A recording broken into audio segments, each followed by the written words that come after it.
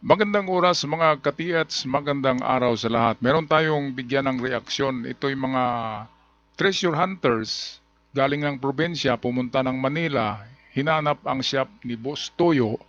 At eto na, meron silang dalang old bottles, meron ding sinabi nila na perlas, giant pearl ito. At meron ding sinabi nila na black diamond or carbonado.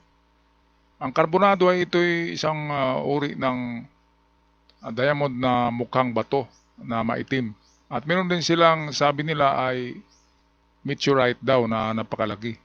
Kaya ito na, kapag totoo itong dala ng mga ka-treasure hunt natin, galing probinsya ay tiba-tiba si Bustoyo dito. Kung totoo ito Kaya ito ang video atin panoorin, courtesy ng Boss Toyo Productions. Ano po kita personal sir. Masaya po ako.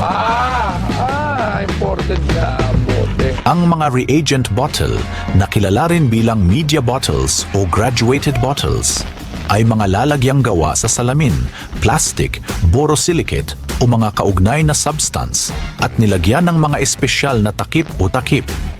Ang mga ito ay nilayon na maglaman ng mga chemical sa likido o pulbos na anyo para sa mga laboratorio at nakaimbak sa mga cabinet o sa mga estante. Ang ilang mga reagent na bote ay may tinted na amber actinic, kayumanggi o pula upang protektahan ang light-sensitive na mga chemical na compound mula sa nakikitang liwanag, ultraviolet at infrared radiation na maaring magbago sa kanila. Iba pang mga bote ay tinted na asul cobalt glass o uranium green para sa mga layuning pampalamuti. Karamihan ay mga vintage apothecary set. Ano pa? Mayroon Sige. po. Mga bote ba yan? Mayroon po. Okay. Sa'yo na po ito. Imported to no? Yung pearl po na ano, nabuo pa po. Pearl. Ay, Sa'yo wala. na po Hindi yan. to. Yes, Hindi sa'yo to. na po yan, sir. Saan to? Opo, bigay ko Ba? sir. Ano pa? Ano pa? Kasi Bote. yung manok po na iwan sa ano eh. Sa iba yung halilibir? Hindi po yan. Hindi ba? Saan mo to galing? Matagal na po panahon yan sir. Tago-tago na po. Okay Napanood nyo siguro yung episode kaya bumili ako ng bote, no? Ito po kita sir. Panoorin. No, ano pa? Ano Opo. pa? Ito pa. Ha? Oo, di ba? Sige, pero maganda dahil konti pa lang yung mga collection natin ng bote. So, Ayun pa po okay yung lang. dalawa dun eh. Sige, Balik na labas lang. na lang, ilabas yan. Okay ba yan? Labas Ito, na. itong taklo. Opo. Kapain ko muna. Kinabahan po ako. Kinakabahan ka? Kasi nakita na po kita sir. Oh, ba't ka kinakabahan? Nakita mo lang ako. Relax ka lang. Hindi si Daniel Padilla to. Ano ba yan? Ano ba yan? Pearl po ito. Plastic po ito. Mukhang mabigat to Ano to? Oh, bakit shipping to? Saan to galing? Hindi po. Plastic. Oh, bato! Uy, kinuha mo na kagad. Bote at bato, butang ina! Ano to Okay, gagawin ano? ko dito? Dahil lang masisira to. Rudy, baka mo muna to dyan. Diyan sa'yo. Ba't may labas Baka agad mo lang, yun? wag mo. Yan, baka mo lang. Diyan ka lang sa Ba't may labas agad? Sabay-sabay na daw Diyan sabi ka ko lang. sir. wag mo yan. Sabay-sabay agad? Diyan ka lang. Huwag mo takpan. Yung mga presyo ng mga panood namin. Madami kasi talaga nito sobra. As in, Matagal ang po problema yan, sir. dito, hindi siya nabebenta. Ayan, so ito na mga katiyats. Merong brown na bato na bilog. Yan daw ay pwedeng meteorites. Itong ano dito, giant pearl, ay ito yung common na binibenta sa atin eh. At wala nang bumibili dahil nga hindi may labas ng bansa. Ito yung ating giant clamshell na merong perlas na hugis na rin na clamshell sa loob nito dahil sa tagal ng panahon, milyones na panahon ang pagpurma ng mga giant pearl na yan. Kung saan ang nakinabang ng ating mga giant pearl at clamshell ay mga Chinese. Alam nyo ba, mga katiats, na 2018 pa yata o 2016, panahon ni Tigong, binuldos na ng China ang ating WPS ng kanilang underground or underwater bulldozer at hinarvest ang ating mga giant clamshell na mayroong mga laman ng mga giant pearl. Kaya yun, trilyones na yun kaagad ang halaga. Perlas pa lang yun na hinarvest ng China na walang ginawa si Tigong noon. Narinig niya na nag-harvest ang China diyan ng mga perlas pero wala siyang ginawa sa WPS dahil nga merong tinatawag na gentleman's agreement ni Digong tsaka China. So ito na yung katulad ng mga perlas na nakuha ng mga inchik sa WPS. Totoo yan na perlas, kaya lang wala nang bibili niyan sa labas dahil ang dami-dami nang naibenta niyan. Swerte yung unang nakabenta niyan kasi binibili pa. Ngayon ay hindi na. Itago niyo muna ng matagal kung meron kayo niyan. At kapag wala na yan sa market, marami naman ang maghanap niyan sa labas. Yun ang problema kasi saturated na marami na talaga ang nagbenta sa labas. Itong brown rock naman na tinatawag na meteorite ay wala siyang karakter na meteorite siya, wala siyang characteristics. So ito, meron tayong sample dito ng picture ng isang meteorite. Merong mga tama yan ng ibang mga meteor sa outer space. Meron siyang mga dents, ang tawag dents, yung parang mga butas-butas dahil nga yan sa mga tumatama rin na bato sa meteorites sa outer space habang siya ay nagta-travel ng maraming taon. So itong perlas, okay ito. Ang botelya, okay itong brown. Old bottle talaga to, walang marka. Ang green ay bago. Bago pa lang itong green pero merong halaga yan kasi napakalaki niyan. Kung bibili ka nga ng botelyang ganyang kalaki ay pwedeng bilhin mo yan sa basurero ng 100 pesos Tapos pwede mo maibenta yan dahil bago pa yan ng 1,000 pesos. So ito mamaya bibilhin to ni Bustoyo ng 15,000 dalawang bote, okay na yun. Magandang presyo na. Okay, patuloy tayo dito sa nakakatuwang tagpo sa shop ni Bustoyo. Ito pala yung lumang shop niya. Ngayon mayroon na siyang bagong pawn shop. Si Bustoyo na tinatawag historical pawn shop. Meron siyang bago ngayon. At lumipat na yata siya ng pwesto. So ito yung last year pa yata to na binigyan natin ng reaction na video dahil magandang sample ng mga pwedeng makuha nating mga treasure sa ating paghuhukay.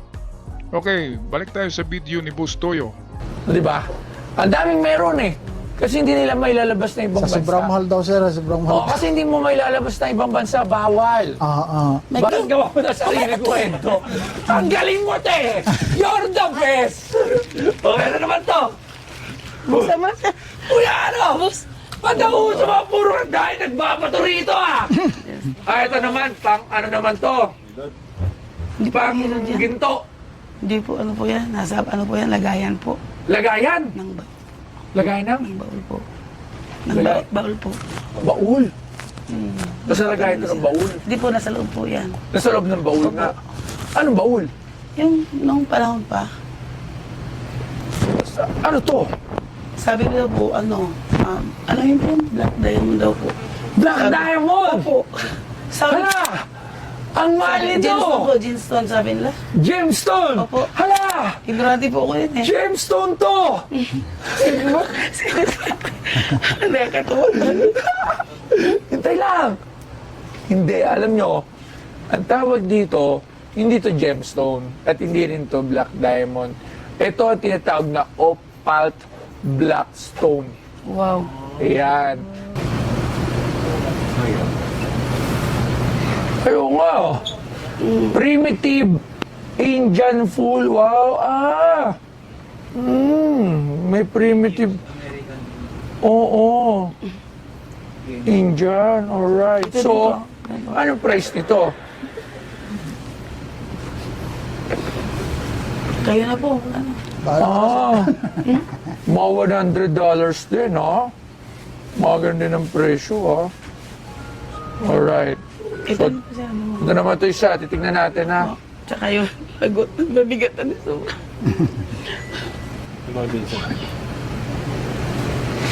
Carbonaceous chondrite ang tawag dito.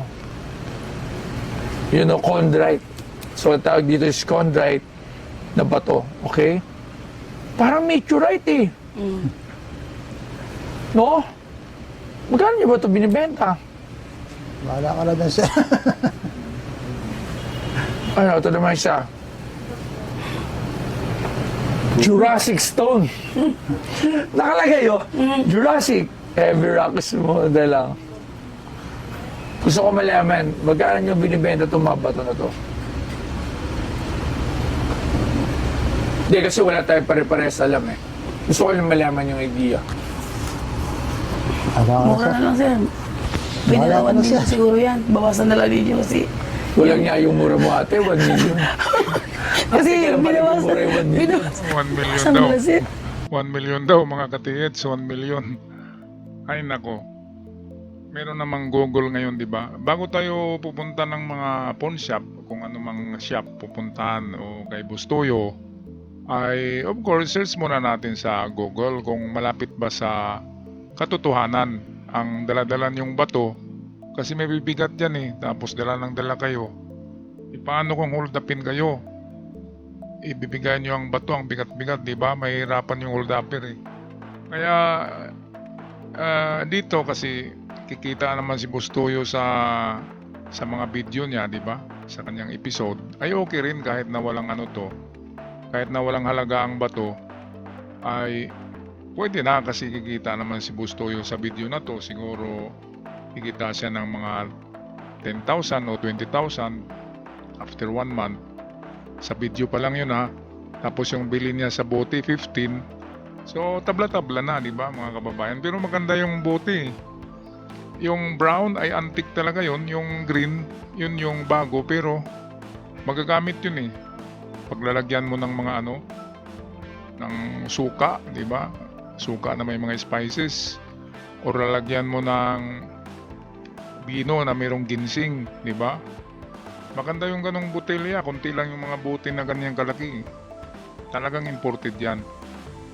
Okay, so very hopeful si Manang dito eh. Na pag-uwi niya may 1 million siya. Sabi niya 1 million, bawasan nyo na lang. 1 million lahat eh. Milyonarya ka agad. Okay. Kaya natatawa si Bustoyo eh. O sige, patuloy tayo sa video. Bawasan na lang. Siguro parehas na lang sila dyan. 1 million din. Opo. Bawasan Seryoso? na lang. Opo. Bawasan na lang. Ayun. Yun po ang mahal po. Magkano? Gano'n na rin, hindi. Ay, hindi ako. Bawas. Bayad din. Hindi, pero Bawas. saan niya nakukuha yan? Kasi Naghirapan. Hindi po, yan po ay nangalakal po kasi kami dati. Yan ay tinapon po na sa basurahan. ay maraming Kinuha plastic. namin, opo. O, kala ko pinashipping niyo Hindi pa. pa po. Pero Hindi tayo pa. magkano? Kasi yung mahal pala niyan. Lususuro naman, mura na yun sa'yo, sir. Kaya mo yun.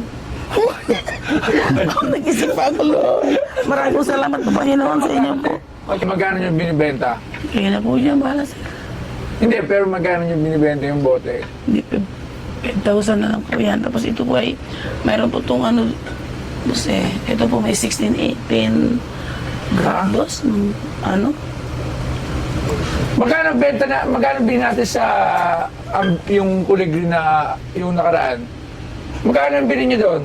Yung sa malaki? Ay, eto, mas luma to. Kasi wala siyang Wala po. guwit-guwit. So, mas luma to kasi doon. So, sige ate. Kasi may kailangan ka, gusto kong bilhin yung bote. Yung bote, hindi ko kayang bilhin yan ng milyon kasi hindi natin alam kung ano talaga yan. Sir. Ipasuri niya po, sir. Oo, hindi natin alam eh. Gusto ko man siyang gusto ko siyang bilhin pa ni split, pero hindi aabot sa ganun. Kahit iwan na lang namin, sir. Pasuri mo na lang, sir. Ikaw bahala. Eh, kung pasuri ko sa UP, sa tingin kulang pa ba yun? Opo. Kulang pa? Opo. Kulang pa po. Ayan, so nagkapresyuhan niya. Nagkapresyuhan na 10,000, dalawang bote. So kulang pa, sabi ni Ali. At yung mga bato ay ano talaga eh, di ba? Maraming ganyan sa ano eh, kapag naglalakad ka sa ilog. Maraming ganyan dito sa amin. Iwan ko lang sa mga ilog nyo. Ngayon ay ang bigat-bigat kasi nun. Dapat kasi pinatingnan muna sa mga marurunong bago dadalhin sa Maynila kasi ang layo-layo eh, tapos ang bigat-bigat. Hindi kawawa kayo. Pero pwedeng bilhin yun ng ano, di ba? Bawat isa, 100 for remembrance lang yung mga bato. Pang remembrance lang, itabi lang, di ba? Ilagay sa mga landscaping, sa garden. Magagamit din yun. Minsan mabait si Bustoyo, baka ilibre pa sila ng taxi pabalik eh. Di ba? Maliban doon sa 15,000 plus taxi, sabihin natin 1,000. So meron silang 16,000, pwede nang mag-Jollibee. Di ba? Mga kababayan. or McDonald ba? Pang snacks lang yung 1,000 eh. So, okay rin ang episode na ito. At least, may makukuha tayong aral tungkol sa mga bato, mga kababayan. Okay, so tapusin na natin ang video sa pagbayad ni Bustoyo sa dalawang malalaking bote. Ha? Kulang po. Kulang pa. O sige, gagawin ko ng 15,000 pesos para dito sa dalawang bote. Ayan. Bigay ko na lang sa'yo yung 5,000. Pero yung mga bato na to, hindi ko pa ito mabibili kasi hindi natin alam kung ano talaga yan at magkano talaga yung halaga niyan eh. Gusto ko man kayong bigyan ng 1,000,000. Pero syempre hindi naman po pwede, hindi pa natin alam. Kuwawa naman si Boss Toyo pag nalugi. Tama, Hindi magsasara na si Boss Toyo. Kuwawa naman kami. Taran! Lagi na lang parang mga Doraemon dito ah. Gawin mo ito ng 20, boss. Nay! Para sa ano? 15,000 lang nga yun. Sobra-sobra na yun. Para sa akin ha, kasi magkano lang yung bote. Naawa lang ako dahil, ha? Oo, tulong na lang dito sa apo mo. Ano pa yung dala mo? Tingnan pa natin. Last, okay lang yung sa ano, doktor, no? Hindi ba? Tapos ito. Ang bentahan niya nasa 500. May 100 pesos po ang bentahan niya. Oh, sige, sir. Old posters. Opo. Ganun lang yan, Nay. Ako, ano pa dala mo? Wala na? Wala na po, sir. Oh. Meron So, dyan. Nay, ako para lang magkatapusin tayo. Kunin ko tong bote mo. Ang presyo lang talaga nito ay 5,000 piso. Pero dahil napasaya mo ang araw ko at may kailangan din kayo.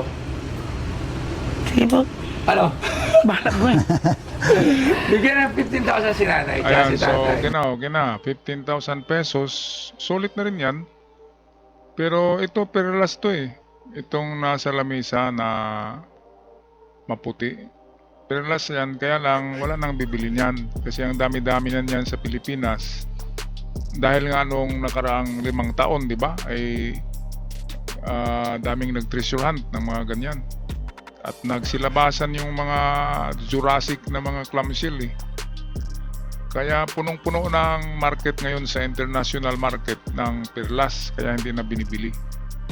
Kung bibilin man yan ay piso lang, pero ang problema hindi mailabas dahil sa batas ng DENR. Sobrang lupit na batas. Ito mga kababayan, may napansin ako dito sa hawak-hawak na bato nitong nasa kaliwa. Eh kung naguhukay ito sila, kung itong hinuhukay nila ng mga bato, pwedeng underground marker to, itong gray na bato, may hiwa siya eh. Man-made yung hiwa, man-made. So pwedeng treasure marker yan, ewan ko lang kung saan nila nakuha yan.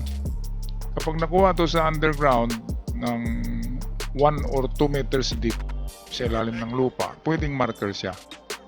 Indicator ang linya ng ng lalim kapag nakabaon, pero kapag sa ibabaw ng lupa ang linya or guhit sa ibabaw ng bato ay trail sign, ibig sabihin direksyon at distansya ng lalakbayin, ng lalakarin papunta sa kayamanan. So yan, okay na ang presyo ni Bustoyo, very fair na yan, 15,000.